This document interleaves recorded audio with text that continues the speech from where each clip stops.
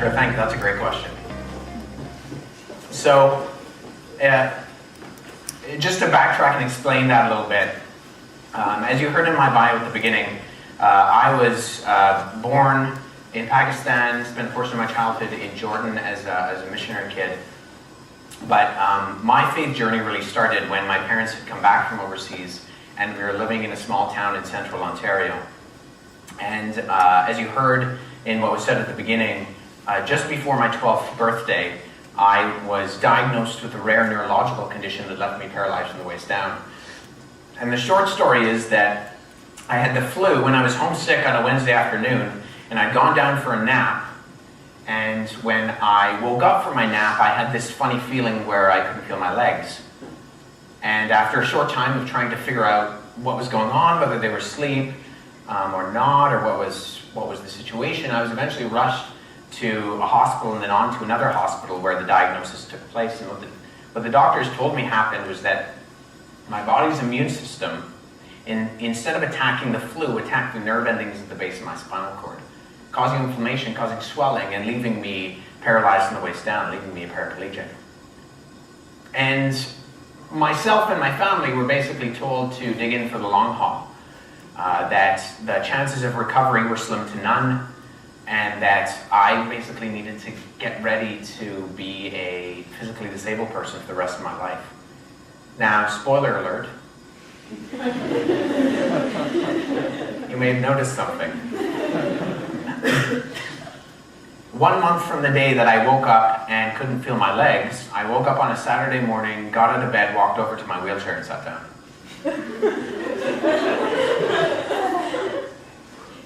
And that was it.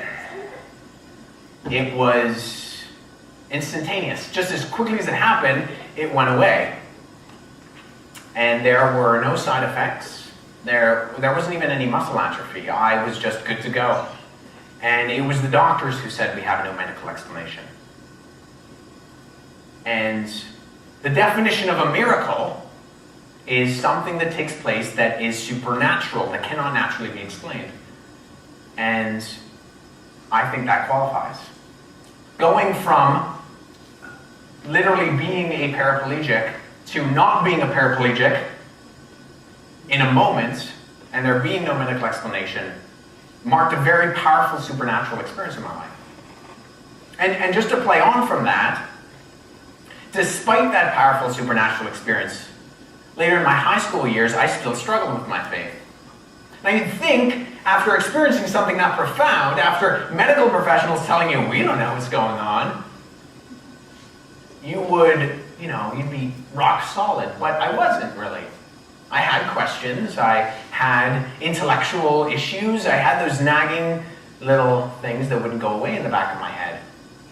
And it was really a process over time that went from me squaring up the dots from that powerful heart knowledge that I had, that very powerful supernatural experience, that something outside of the natural realm is going on here, to the evidence, to looking into my faith, to looking into exactly why I believe what I believe.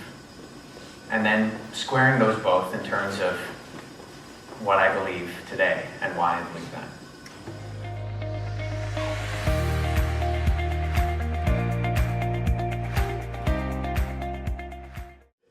Yeah, so what I would say to that is two things.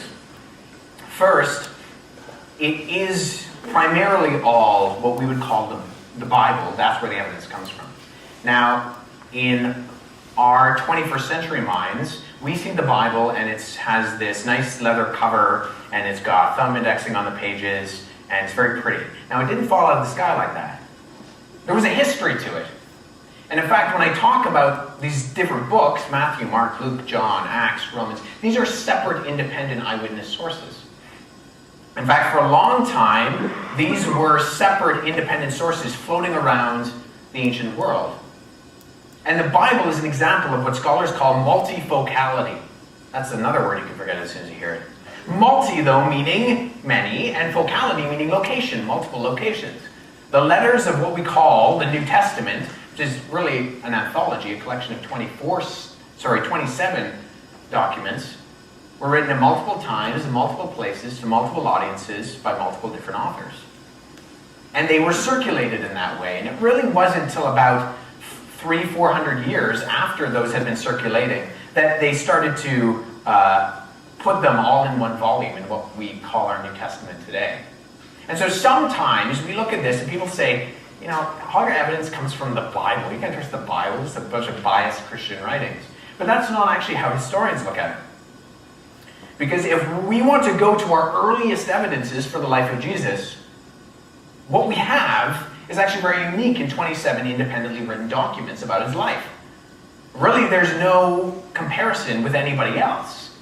We have writings of what we know of Socrates from individuals like Plato and Xenophon and Aristophanes. But there's really nothing within history that testifies to anyone else apart from Jesus in having so much early and arguably eyewitness testimony to who he was. It's very unique, and especially considering he really was a nobody from nowhere. It was the armpit of the Roman Empire. And the fact that we have this plethora of ancient documents is really rather staggering. So in one sense, all of our evidence, sure, it's biblical, if you want to put it that way. But historians don't have a folder that says, biased Christian stuff, and a folder that says, unbiased, objective, historical evidence. It's all in the mix.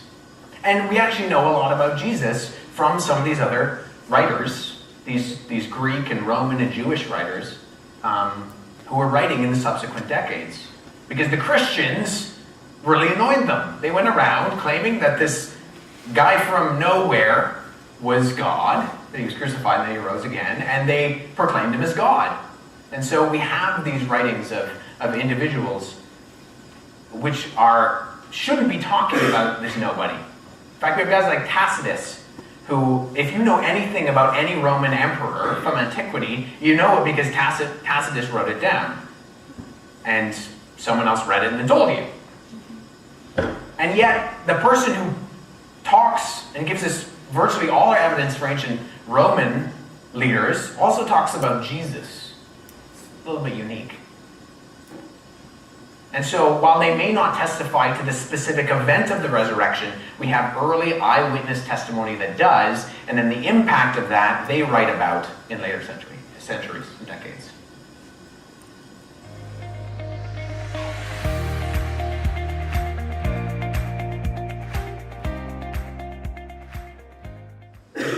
Sure. Basically because they weren't concerned about it. Well, would it be miraculous? It would be miraculous. And the fact that we have any evidence for it at all is staggering. But they wouldn't actually have considered it all that crazy. I mean, the ancient world thought that miraculous things happened all the time. In fact, nowadays we have a hard time convincing people Jesus is God. In the ancient world, they had no problem believing Jesus was God. In fact, they thought, well, Jesus is God, we're going to make him into a super God. So I mentioned the Gnostic Gospel of Peter. The Gnostics were this group who came around and basically just incorporated Christianity into their own religious thinking. But in the Gospel of Peter, Jesus comes out of the tomb and he's 90 feet tall, his head's in the clouds. Because if Jesus is God, we're going to make him super God. They didn't have a problem convincing people Jesus was God. They had a problem convincing people that Jesus was a man. Because if he's God, they had a harder time thinking that God could be man than they did that a man could be divine, in that sense. But the fact that we have anything about Jesus is from other writers is miraculous, because they don't... ancient Palestine was nowhere. It was where they sent Roman officials like Pilate when they got in trouble. As punishment, now you messed up, go take care of Judea.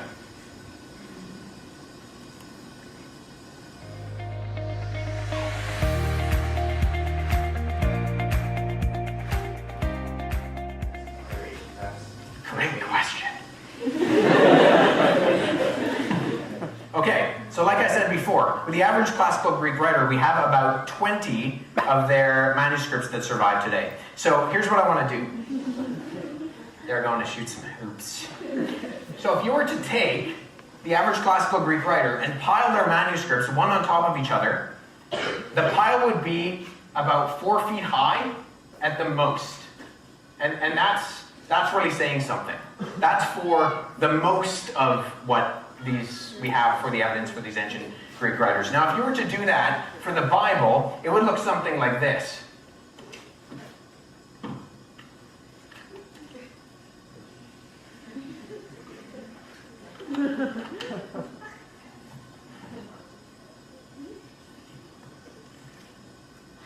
Now that's actually still going because our pile is 6,600 feet tall. To give you a frame of reference, if you put the CN Tower and stack the Eiffel Tower, the Empire State Building, and the Tokyo Sky Tree, one on top of the other, you still wouldn't get to 6,600 feet tall. So if we're just going with manuscript evidence, it's not even a comparison for the average classical Greek writer. In fact, it's almost, some scholars refer to this information as an embarrassment of riches, because we have so much information that it causes issues. All of the other scholars that look into this, they look at individuals like me who do this sort of study into textual criticism, and they say, the only reason you guys are arguing with each other is because you have too much information. We wish we had any information to argue with each other. Now, like I said before, if you look at the time frame, the time passed between when the originals were written and when we start to get what's referred to as our extant manuscripts, those first manuscripts that start to pop up, there's a long time. So I mentioned a guy like Homer, we're waiting, not him, we're waiting 800 years, 500 years, let me get my facts straight, 500 years, because he wrote in the 800s, and our first manuscripts start to pop up in the 300s. So we're waiting 500 years for our first manuscripts to start to pop up. A poor guy down there, Xenophon, now that's a great name. Poor Xenophon, we're waiting 1,800 years between when we know he wrote his original works and when our first manuscripts start to pop up. Getting too excited, that's my problem. I mentioned him before. He's one of the reasons why we know anything about Socrates is because of Xenophon. Well, if that were true for the New Testament, if our first manuscripts started to pop up 1,800 years after we knew the originals were written of the Bible, we'd be waiting at a time period when the Wright brothers invent the airplane. Now, what would critics of biblical Christianity say about Christianity if our only evidence for Jesus' life started to pop up when the Wright brothers invented the airplane? They probably wouldn't be very kind. And yet, I've met individuals who study Xenophon. And they say, we have some gaps that we need to fill in, but on the whole, we pretty much know what Xenophon wrote. Here's another way of looking at it. So it's a little bit hard to see. That dot in the middle represents when the original was written. The lines that go out represent the amount of time, and then you have the yellow circles, which represent the number of manuscripts. So actually, Homer's doing pretty well with 500 manuscripts and only waiting about 643 manuscripts and waiting 500 years. Well, wait for it. That's not the sun. That's the biblical New Testament. You see, if we're talking about historical reliability, not only are we talking about early eyewitness testimony, we're talking about the most historically attested document within all of antiquity. And even secular scholars admit that. In fact, Bart Ehrman, who I mentioned before twice, because he is the leading secular critic of biblical Christianity, he admits that. He said not only is it the earliest evidence, but it's the most numerous evidence that we have for anybody within this time period.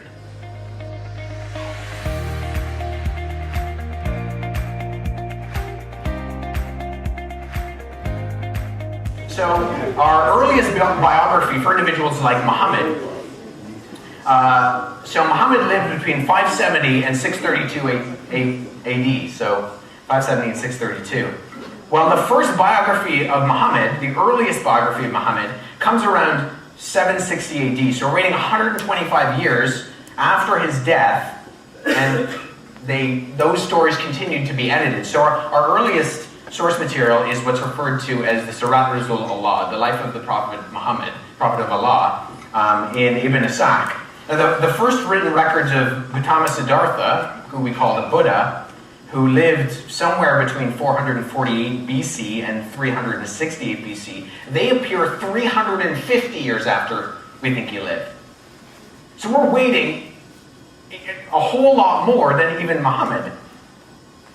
If we're waiting for a guy like Emperor Tiberius, who was one of the leaders in the Roman cultic religion, who lived between 14 AD and 37 AD, the only reason we know about him, as I said before, like most ancient Roman emperors, was because of Tacitus, and it was written around 114 AD, which means we're waiting 77 years after he died. Now, if we compare that with Jesus, we're waiting 40 years. That's a big difference. Now, here's a little bit of a time frame. So Jesus, as I mentioned before, it's a little bit hard to see, he dies somewhere in between 30 and 33 AD. Now, all of the source material that we have for Jesus is written 15 to 60 years after his death, and then our first manuscripts start to pop up between 40 and 60 years after that. So compared to guys like Muhammad, we go much, much, much earlier into testifying about their life. And in fact, I would argue that the source material agrees a lot better. The source material for individuals like Muhammad are dug through and adapted, and what's referred to, in the traditional Islamic literature as the hadith, as the oral traditions, is a huge set of volumes. And so Muslims categorize what they call Sahih literature, Sahih meaning reliable. And so you have Sahih Bukhari and Sahih Muslim. And so they're the two collections of writings which are referred to as the most authoritative. But they're coming around 170 years after Muhammad's death. Really for virtually every religious leader, not just individuals with antiquity that I was talking about before. We're still waiting a long time to even figure out the details of their life. Now, there were stories that were floating around about these guys' deaths, but we don't have concrete, physical, written evidence till about 100 years after.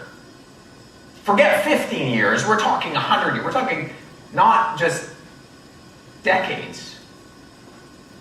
And so in terms of validating historical leaders, Jesus really comes up on top.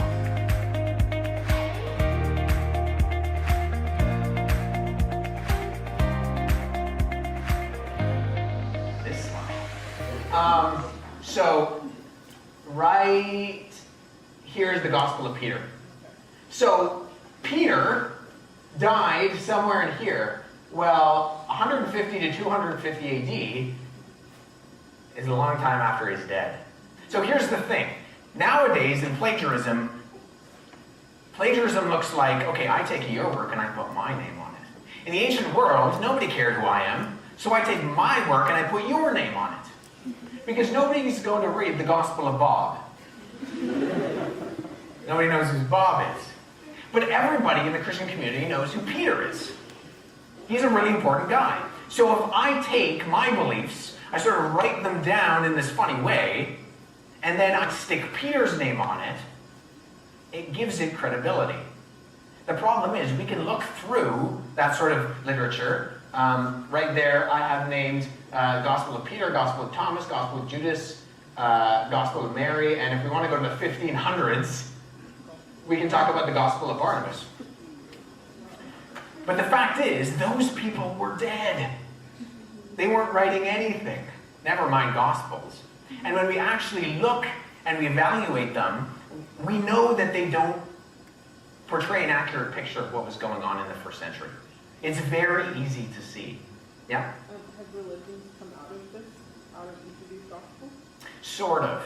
So, I mentioned the Gnostics. The Gnostics were a group of what we refer to as heretical.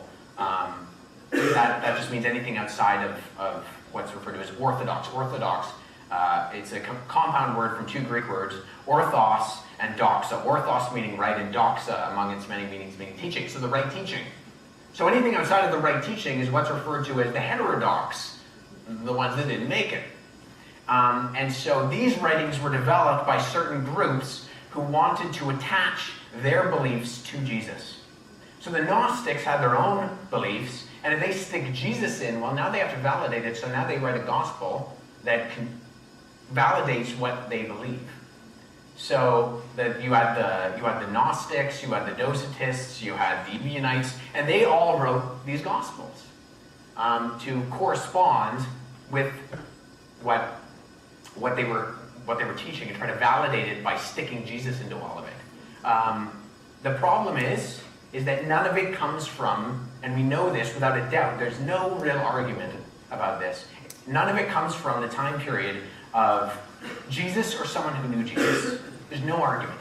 If anybody brings up the Gnostic Gospels or any of the other apocryphal Gospels to you and say, well, why aren't these in the Bible? All you have to say is, well, they didn't come from the time frame when Jesus was living.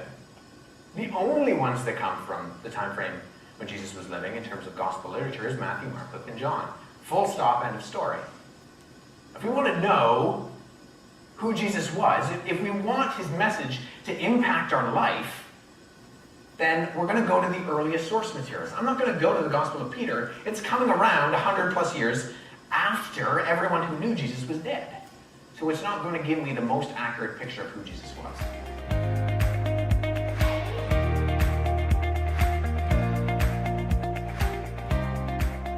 I didn't say it, Paul said it.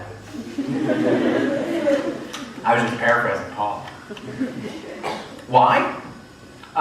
Because our whole life is on the premise that Jesus is the Son of God, that he predicted his predicted his death and resurrection and then validated everything he said, his audacious claims to be God himself by then doing it.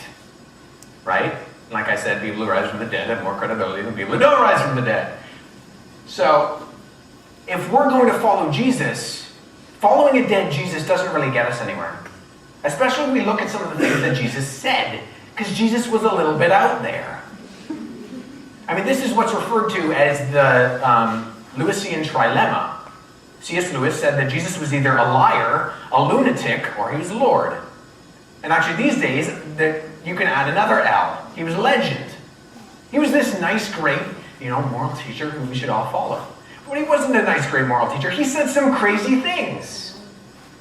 If you actually look at what Jesus is saying, he's not just going around teaching great morals, although he did teach great morals.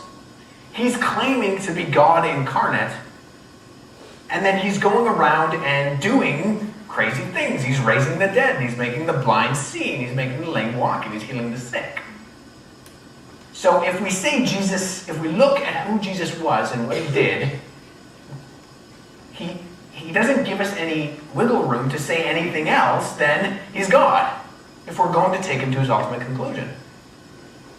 You can't just follow him as a great moral teacher because, as Paul says, you're still dead in your sins. It doesn't really get you anywhere in the long run.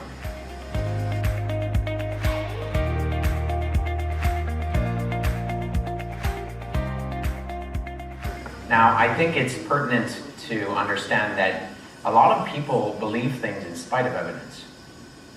Think about what we know medically about smoking.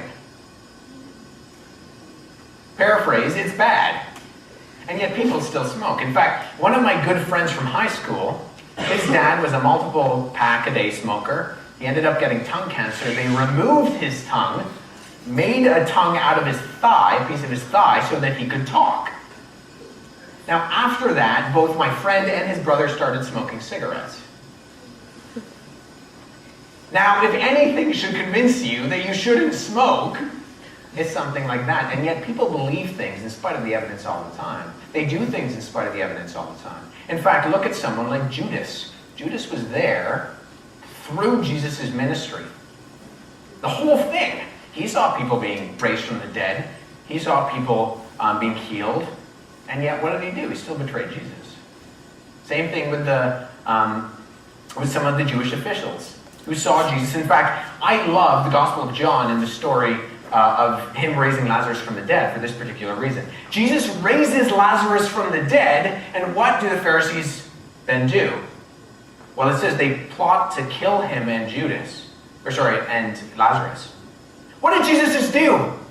He raised Lazarus from the dead. What's killing them going to do if you know that he can raise people from the dead? People don't always believe things at face value because of the evidence. Now, there are all sorts of reasons why people don't believe things. Evidence, I do think speaks for itself. And at the end of the day, you can't argue someone into the kingdom of God. It's not going to happen. You also can't pray anyone into the kingdom of God, preach anyone in the kingdom of God, or sing anyone in the kingdom of God. Now, we should do all those things if you're a Christian, if you profess to believe in Christ. But those things in of themselves are not going to change that person's life. Who's the only one that can take our heart of stone and insert a heart of flesh? It's the Holy Spirit. So there's a movement of the Spirit. Now, all those things I mentioned, the arguments, the prayers, the preaching, the singing, I think those are all tools that God allows us to step into his grand plan and participate in it to bring his people to him. They incorporate us in the grand picture of redemption. But ultimately, it's God moving, the Spirit moving in the life of that individual. And if you look at someone like Paul, you asked, can Richard Dawkins come to Christ? Can a Paul come to Christ? I don't think it's outside of God's plan. He sure knows the facts. Who's to say that one day he doesn't come to the bridgehead of what I would argue is the truth?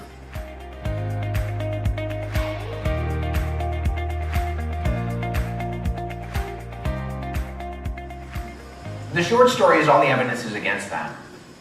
So, I mentioned that the New Testament documents were written in multiple places, multiple locations, at multiple times by multiple different authors to multiple different audiences. That multifocality aspect of it. Now, what that means is that there were manuscripts of the biblical New Testament in Europe and in Asia and in North Africa really early. They were everywhere.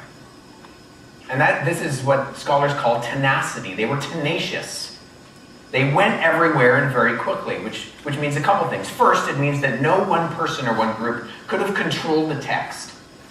Because they would have had to have gone everywhere and changed everything. And at a certain point, there were manuscripts buried in the sands of Egypt that they wouldn't have known about.